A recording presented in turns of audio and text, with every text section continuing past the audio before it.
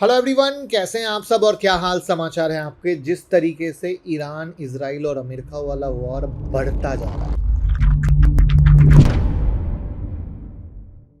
इससे क्या हो रहा है, सप्लाई डिसरप्शन भी उतना ही तेजी से बढ़ता जा रहा है। और यहाँ पर कहानी सिर्फ पेट्रोल महंगा होगा इसकी नहीं है, या ऑयल स्टॉक की नहीं है, बल्कि आपके पोर्टफोलियो के उन हिडन स्टॉक की है जो चुपचाप गिरने लगेंगे और आपको पता भी नहीं चलेगा। और सबसे डेंजरस बात यह है कि आप लोग सिर्फ अभी देख रहे हो, जैसे कि कल कुवैत ने अनाउंस किया थर्सडे को कि हम जो गैस है वो सप्लाई नहीं कर पाएंगे, मेजर हिट आया है। तो ये अगर चीजें बढ़ती है तो इससे कनेक्टेड बहुत सारे सेक्टर हैं जो इस तरीके से हिट लेंगे कि अभी मार्केट गिर रहा है, अब आपको लगेगा ये सेक्टर का तो शेयर मुझे खरीदना चाहिए क्योंकि सस्ता हो रहा है, लेकिन एक्चुअली कितना बड़ा हिट आएगा वो आपको आइडिया नहीं है।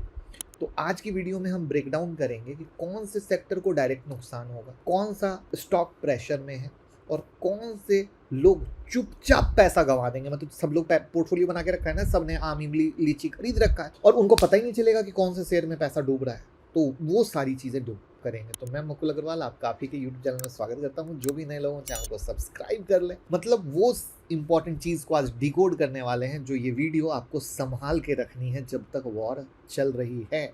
तो अब सबसे सिंपल, सब लोग बोलते हैं ऑयल बढ़ेगा तो बस ऑयल का इम्पैक्ट है। गलत, ऑयल सिर्फ स्टार्टिंग है, असली इम्पैक्ट सप्लाई चेन में होता है। यानी अगर मिडिल ईस्ट में इशू आता है तो agriculture, chemical, auto, hospital, semiconductor और एफएमसीजी सब पे कैसे आता है, डेटा के साथ बताता हूँ। हम सल्फर से शुरू करते हैं, शायद आपको किसी ने बताया भी ना हो। मिडिल ईस्ट का 45% कंट्रोल सल्फर में, और सल्फर से सल्फ्यूरिक एसिड और फर्टिलाइजेशन का प्रोडक्शन होता है। यानी 45%, यानी मोटा मोटा आधा मार्केट। अगर उसका इम्पैक्ट आ गया तो फर्टिलाइजर पे इशू, फर्टिलाइजर पे इशू यानी फार्मिंग पे इशू, फार्मिंग पे इशू यानी एग्रीकल्चर प्रोडक्ट पे issue, that means food prices महंगा। यानी देसी भाषा में बात करें, सप्लाई डिस्टर्ब हुई तो फर्टिलाइजर महंगा, तो एग्रीकल्चर का कॉस्ट ऊपर जाएगा और फूड इन्फ्लेशन बढ़ेगा। और महंगाई ऐसे ही कोई सस्ती नहीं है दोस्तों, कहने को डेटा कह दे, बाकी आप और हम जानते हैं कि हर दिन चीज़ों के भाव बढ़ रहे हैं।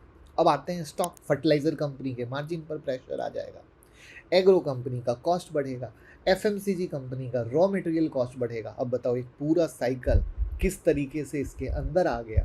और ये पूरा तो यानी आपका एग्री भी आ गया, केमिकल भी आ गया, ठीक है, एफएमसीजी भी आ गया, ठीक है, और लीड एसिड बैटरी में भी कहीं ना कहीं काम होता है। तो ये पूरा सेक्टर आ गया, नोट करते जाना पेपर में। अब हम आते हैं नेक्स्ट पे, एलपीजी पे। यहाँ पर ब्यूटेन पे 44% और प्रोपेन पे 25% का मार्केट शेयर है जो यूज़ होता है। अब मिडिल ईस्ट का कंट्रोल है। एलपीजी यूज़ कहाँ होता है, तो factory fuel, restaurant, petrochemical plant. अगर ये महंगा तो फैक्ट्री कॉस्ट बढ़ेगी, प्रोडक्शन कॉस्ट बढ़ेगी, तो यानी केमिकल कंपनी गिरेगी, पेंट कंपनी गिरेगी, एफएमसीजी का पैकेजिंग कॉस्ट तो अगेन महंगा। तो ओवरऑल अगेन यहाँ पर भी दिक्कत। नेक्स्ट आते हैं, क्रूड ऑयल की बातें होती हैं तो क्रूड ऑयल को भी बात कर लिया जाए। 34% का मिडिल ईस्ट मार्केट शेयर है, ठीक है। अब क्रूड ऑयल महंगा होगा तो आपको भी पता है ट्रांसपोर्ट महंगा होगा, लॉजिस्टिक महंगा होगा, प्लास्टिक महंगा होगा, हर चीज़ महंगी हो जाएगी। अब आ जाओ स्टॉक, एयरलाइंस के स्टॉक गिरेंगे, पेंट, केमिकल, ऑटो, लॉजिस्टिक, मतलब आधा मार्केट इनडायरेक्ट हिट में। और यही वो रीज़न है कि जो आप देखते हो ना, दबा के सेक्टर सेलिंग आती है, उसका एक ही रीज़न है। अब आते हैं एक और चीज़ जिसके बारे में कोई आपको सोशल मीडिया पे नहीं बता रहा है, वो है हीलियम। बैलून में भरने वाला नहीं, 33% का मार्केट शेयर है, 33%, और बैलून में भरने वाला नहीं है। इसके पीछे खड़ा है पता है क्या है, ये क्रिटिकल है। ये डॉक्टर बोल देंगे एमआरआई स्कैन नहीं होगा, सेमीकंडक्टर रुक जाएगा, यानी पूरा हेल्थ केयर इंडस्ट्री, चिप का शॉर्टेज आ जाएगा, हॉस्पिटल इक्विपमेंट का शॉर्टेज आ जाएगा, यानी उसका कॉस्ट बढ़ जाएगा। तो आपका सेमीकंडक्टर हिट है, हेल्थ केयर हिट है, एरोस्पेस हिट है। क्यों? क्योंकि एरोस्पेस में भी चिप लगते हैं, तो सारा कहानी है। तो ये हिडन रिस्क है जिसके बारे में कोई बात ही नहीं कर रहा है। खाली बस ये स्टॉक खरीद लो, वो स्टॉक खरीद लो, जो रियल चीज़ है वो कोई आपको बताता ही नहीं है। फिर आप फॉलो किसको करते हो, ये आप सोचो तो फॉलो तो कर लो दोस्तों। अब हम आते हैं नेक्स्ट, पेट्रोकेमिकल, ठीक है। अब पेट्रोकेमिकल में आता है मिथेनॉल और ब्यूटाडीन। नाम बोरिंग लग सकते हैं लेकिन मेथनॉल में 30% और ब्यूटाडीन में 4% का है।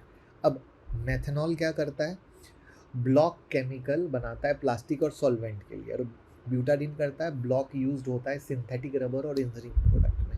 अब इसी से आप समझ गए होंगे कि plastic polymer manufacturing, textile footwear, consumer good, automotive, construction, health care, tyre और रबर इंडस्ट्री गई भैंस पानी में, तो यहाँ इसका यूज होता है। सब कुछ महंगा, सब कुछ महंगा, तो इनके शेयर क्या बचेंगे, यानी टायर, टेक्सटाइल, प्लास्टिक, ऑटो, सबके शेयर गिरेंगे बराबर। अब आते हैं एल्युमिनियम पे, 24% का मार्केट शेयर है। अब एल्युमिनियम आते ही ऑटो प्लस कहते हैं कंस्ट्रक्शन आ जाएगा, यानी लाइट वेट मेटल का ट्रांसपोर्ट और पैकेजिंग पे आ जाएगा। और एल्युमिनियम का यूज़ कहाँ हो रहा है, गाड़ी में, बिल्डिंग में, मशीनरी में। अगर एल्युमिनियम महंगा रहेगा तो कार कॉस्ट ऊपर जाएगा, कंस्ट्रक्शन कॉस्ट ऊपर जाएगा, तो ऑटो कंपनी गिरेगा, इंफ्रा कंपनी गिरेगा, कैपिटल गुड गिरेगा। आ रही है बात समझ में। अब आ जाते हैं फर्टिलाइजर पे, यूरिया, डीएपी, अमोनिया, 22% का मार्केट शेयर है।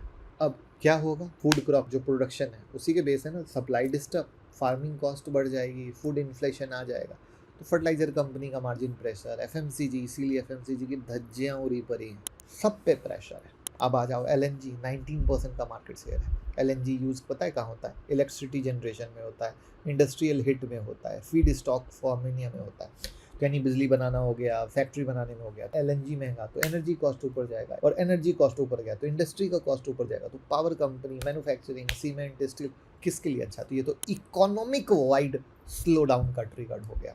अब नेक्स्ट बताता हूँ, नेफ्था, नाम बड़ा अजीब सा लग रहा है ना, लाइट रिफाइनिंग ऑयल प्रोडक्ट है, 17% का मार्केट शेयर है। ये यूज़ होता है सिंथेटिक फाइबर केमिकल में।